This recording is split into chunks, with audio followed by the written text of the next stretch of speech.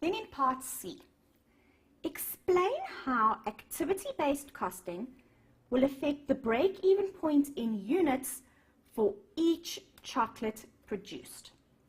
And there's 1 mark available for communication skills, and that is awarded for clarity of expression.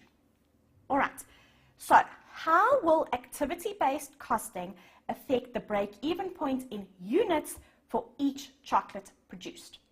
So let's go back to our calculation in part A, where we calculated the break-even point in units for each chocolate. The total fixed manufacturing overhead is 3,823,000 Rand. Now please remember, guys, if we use activity-based costing instead of traditional costing to allocate this fixed manufacturing overhead to products, this cost in total doesn't change. The only thing that changes is the allocation to the products. So in total, this cost remains exactly the same, but the split or the distribution of this cost to the 4 different products will change if we use activity-based costing instead of traditional costing. Now, what's important to note, you'll remember when we performed this calculation in part A, we didn't perform separate break-even calculations for each product. What we did is we first calculated the break-even point for the company as a whole, and then using the sales mix, we split that between the 4 different products. And the reason why we did this, guys, is because we are dealing with common fixed costs. Meaning, this cost over here is incurred for the benefit of all units that are produced in the factory. So all 4 products, milk chocolate, dark chocolate, white chocolate, and top deck chocolate. We don't know what portion of this cost specifically relates to each product. So we are dealing with common fixed costs. So what we do is we don't perform a separate break-even calculation for each product. Instead, because we are dealing with common fixed costs, we first calculate the break-even point in total for the company as a whole, using the total fixed costs in the calculation. We don't try and apportion the fixed costs to the different products. Then after we've calculated the break-even point for the company as a whole, we then use the sales mix to split the break-even point between the 4 different products. So it's important to note that if we are dealing with common fixed costs, I said to you, if the company now uses activity-based costing instead of traditional costing, this fixed manufacturing overhead in total is not going to change. The only thing that's going to change is the allocation to the different products. So that means your break-even point calculation here, guys, is not going to change because this fixed cost over here is not going to change. So it will not affect the break-even calculation. However, there is something else that you do need to consider over here.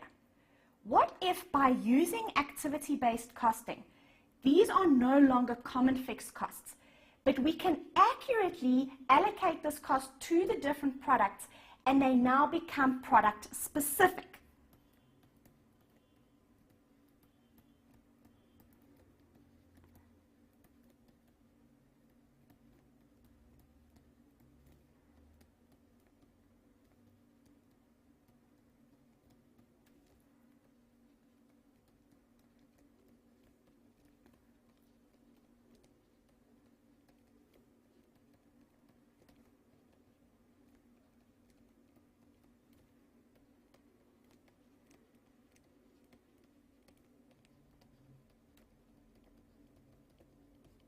All right, so what am I saying? We know that if a company uses activity-based costing, that results in a much fairer allocation of fixed manufacturing overheads to products. So what I'm saying is, if activity-based costing is used, and by using activity-based costing, we no longer have common fixed costs, but instead we can accurately allocate this cost to the 4 different products, and the costs now become product specific instead of common fixed costs. It's important to note where the costs are product specific, we would perform a separate break-even point calculation for each product.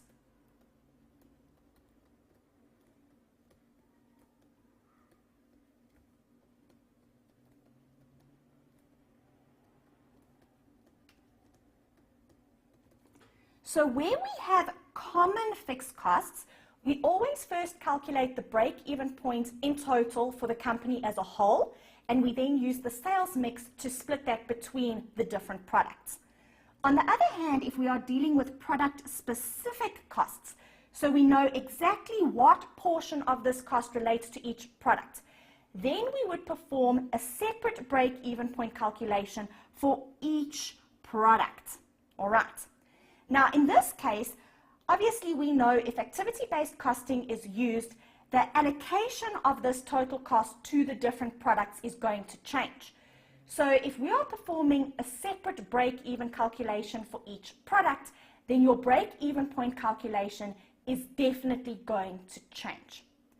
All right, so I'm going to jump to the suggested solution just to make sure that you guys are happy with this discussion.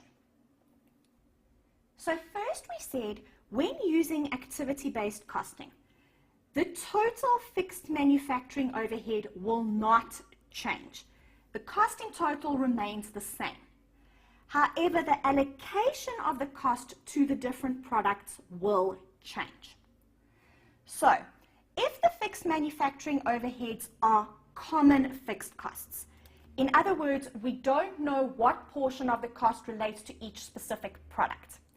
If we are dealing with common fixed costs, first we calculate the break-even point in total for the company as a whole, and then we split this between the different products using the sales mix. So because the total fixed manufacturing overhead does not change, the break-even point calculation will also not change. So the break-even point in units for each chocolate produced will remain the same. However, if activity-based costing can accurately determine which portion of the cost relates to each product, and the fixed manufacturing overheads can be classified as product-specific, so we don't have any common fixed costs, all of the fixed costs are now product-specific. We know exactly what portion of the cost relates to each product. You can then perform a separate break-even calculation for each product.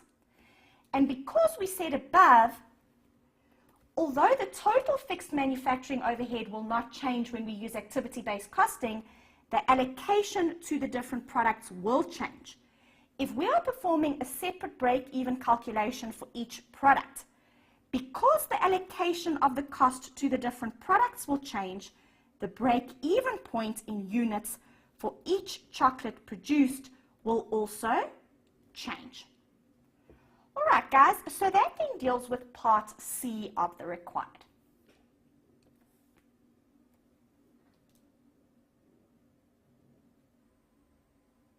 Then in part D, is it appropriate for RCL to use standard costing for inventory valuation purposes? And what are other potential uses of standard costing? All right, guys, so wherever you have an and in the required, just circle that and to make sure that you answer both parts of the required. So firstly, is it appropriate for RCL to use standard costing for inventory valuation purposes? Now, guys, there's two different things that we need to discuss over here. Firstly, we need to discuss IAS 2. If you go to IAS 2, you will see, in terms of IAS 2, inventory may be valued at standard cost as long as the standard cost approximates actual costs. So in other words, the standard cost must be close to the actual cost. It can't be significantly different. So if a company wants to value their inventory using standard costs, they need to make sure that the standards are reviewed regularly and they're updated to reflect current conditions to ensure that standard costs approximate actual costs. All right, so that's the one thing over there. Is it appropriate for them to use standard costing for inventory valuation purposes? Yes, in terms of IAS 2, it's fine, as long as the actual cost, as long as the standard cost approximates the actual cost. Then in addition to that, guys, you need to think of the type of company that we are dealing with. Would a company like RCL be able to use standard costing? Because remember, standard costing is best suited to companies where we have standardized tasks or repetitive operations so that we are able to set standards. If we have a company that produces products according to individual customer specifications, then all products are going to be completely different. And all products are going to require a different amount of material, a different amount of labor, etc. And in that case, you can't set standards because every product is unique. On the other hand, if we have a company where we have standardized tasks or repetitive operations, and we can determine exactly how much material we need to use to make one product, if we can determine exactly how many labor hours it takes to make one product, then we can set standards. Now, if we look at RCL, it's definitely possible to set standards because of the fact that we have standardized tasks or repetitive operations. If we just look at direct material, for example, we know that the cocoa beans cost 37.50 Rand per kilogram. So that would be the standard price per kilogram. We also know from previous calculations we can work backwards by taking the unit cost and dividing by the standard price per kilogram. We can calculate exactly how much raw material needs to be input into the production process to produce 1 unit of output. You'll remember over here we calculated that they need to input, sorry, that should not be a rand value, that they need to input 0.06 kilograms of cocoa beans into the production process in order to produce 1 unit of milk chocolate. And we performed a very similar calculation for dark chocolate. So you can see we are able to set standards. We know exactly how much raw material must be input to produce 1 unit of output. We can determine a standard price per kilogram. The same logic applies to direct labor. We know that in order to manufacture 1 unit of output, it takes 0.05 hours per unit. And we also know that the standard rate is 17 Rand per hour. So it would be appropriate for RCL to use standard costing. Then make sure that you answer all parts of the required. What are other potential uses of standard costing? So we know standard costing can be used to value inventory, but in addition to that, just think back to our lecture on standard costing. We know also that standard costing can be used to calculate variances, where we compare actual results to standards and we calculate variances. And what is the reason why we calculate variances? So that we can control costs more effectively. If we have a lot of unfavorable or adverse variances, it means that the actual results or the actual costs are much higher than standard costs, and it means the company isn't controlling their costs effectively. All right, so let's have a look at the suggested solution. Is it appropriate for RCL to use standard costing for inventory valuation purposes? So first, discuss IAS 2. In terms of IAS 2, inventory may be valued at standard cost if the results approximate actual costs. In addition to that, guys, we also know that RCL's activities consist of a series of standardized tasks or repetitive operations, so the input required to produce each unit of output can be specified. So in other words, it's possible to set standards. So it's therefore appropriate for RCL to use standard costing for inventory valuation purposes. However, linked to the first point, the standards must be reviewed regularly and updated to reflect current conditions to ensure that the standard costs approximate actual costs. What are other potential uses of standard costing? Standard costing can be used for control purposes, whereby actual results are compared with standards and variances are calculated.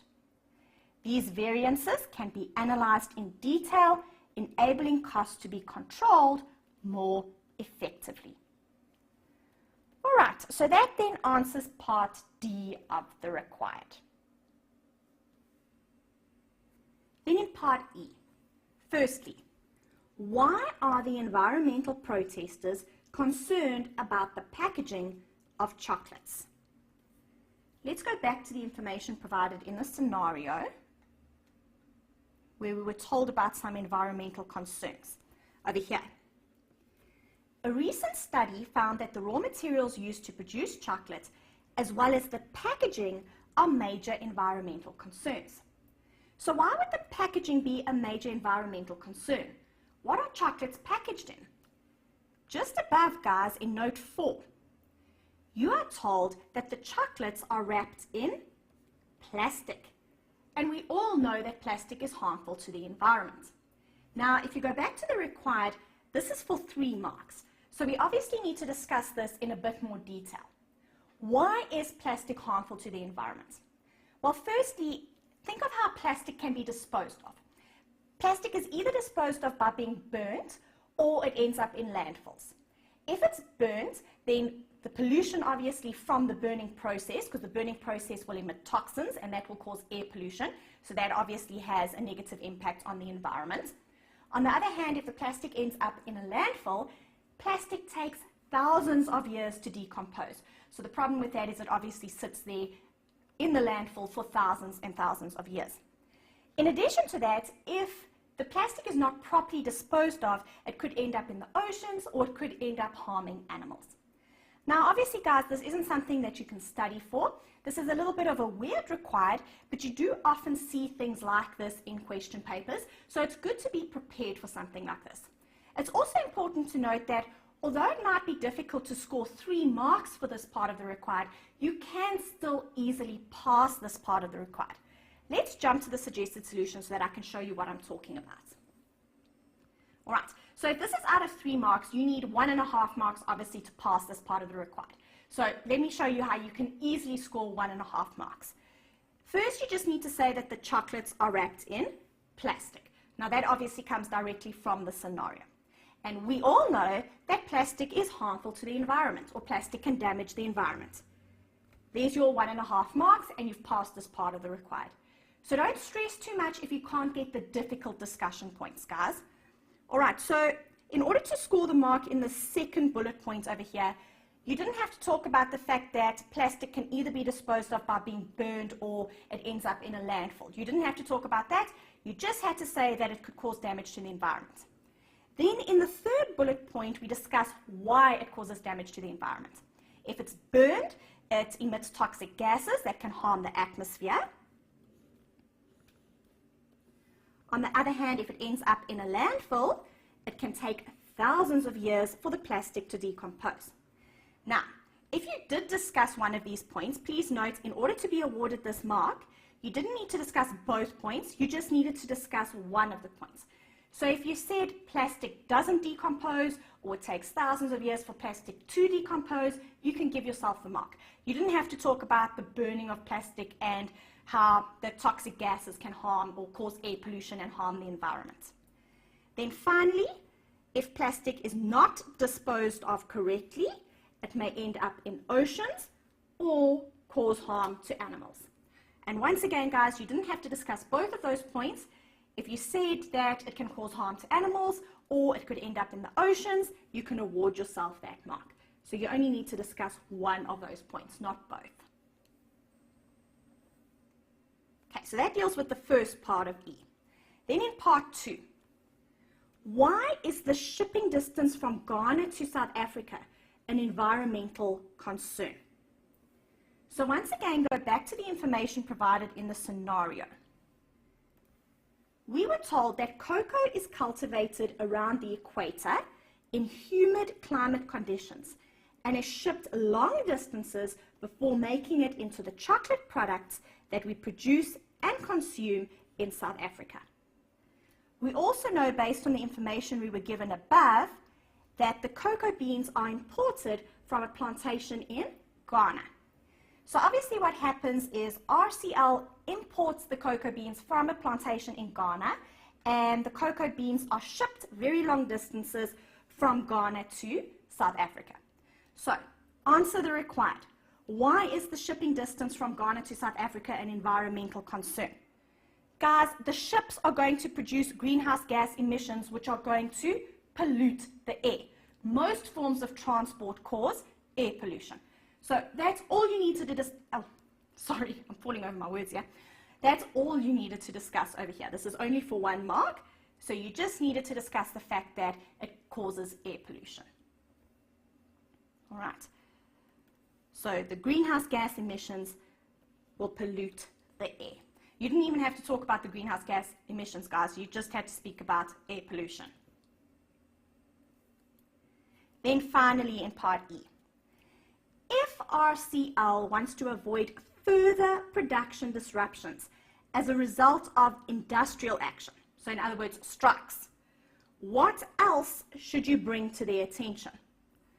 All right, so if they want to avoid further production disruption, so they don't want their manufacturing to be disrupted by industrial action or strikes, what should they be aware of?